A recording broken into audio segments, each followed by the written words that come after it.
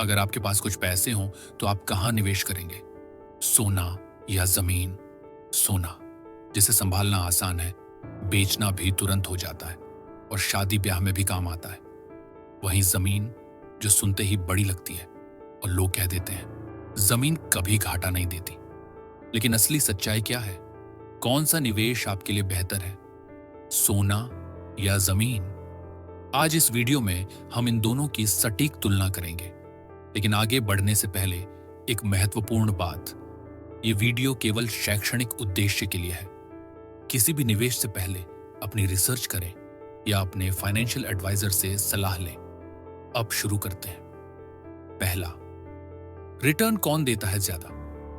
सोने ने पिछले कई सालों में औसतन 8 से 10% तक का रिटर्न दिया है।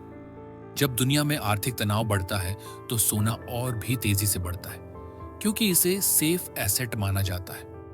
जमीन का रिटर्न पूरी तरह लोकेशन पर निर्भर करता है। अगर जगह सही मिल जाए, मेट्रो सिटी या डेवलपिंग एरिया में, तो रिटर्न बहुत ऊंचा हो सकता है। लेकिन लोकेशन गलत हुई तो पैसा अटक भी सकता है। दूसरा, लिक्विडिटी किसकी बेहतर है?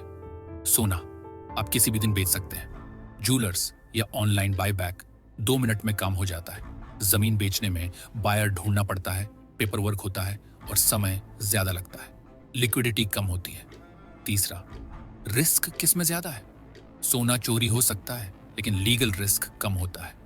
जमीन में लीगल डिस्प्यूट, रजिस्ट्री प्रॉब्लम या कब्जे का खतरा, ये बड़े रिस्क होते हैं। चौथा, मेंटेनेंस कितना? सोने में लगभग शून्य मेंटेनेंस है। जमीन में टैक्स और रख रखाव का खर्च आता है। अब सबसे महत्वपूर्ण सवाल, भविष्य किसका तेज है? अगर आपका लक्ष्य लॉन्ग टर्म है और लोकेशन सही मिल जाए तो जमीन भविष्य में बहुत बड़ा लाभ दे सकती है। अगर आपको पैसा सुरक्षित रखना है और कभी भी निकालने की जरूरत पड़ सकती है तो सोना बेहतर विकल्प है। निष्कर्ष यह है, अगर आपके पास कम पैसा है और लिक्विडिटी चाहिए तो सोना सही है। अगर आपके पास बड़ा बजट है और लंबी अवधि का धैर्य है तो जमीन एक मजबूत विकल्प है। अंत में याद रखें, न तो सोना हमेशा फायदेमंद होता है और न ही जमीन। फायदा इस बात में है कि आप कब, कहां और कितना निवेश करते हैं। कमेंट में बताइए आप क्या चुनेंगे, सोना या जमीन? अगर वीडियो पसंद आए तो लाइक करें, शेयर करें और चैनल को सब्सक्राइब करना न भूलें। फाइनेंशियल नॉलेज ही फाइनेंशियल फ्रीडम का पहला कदम है।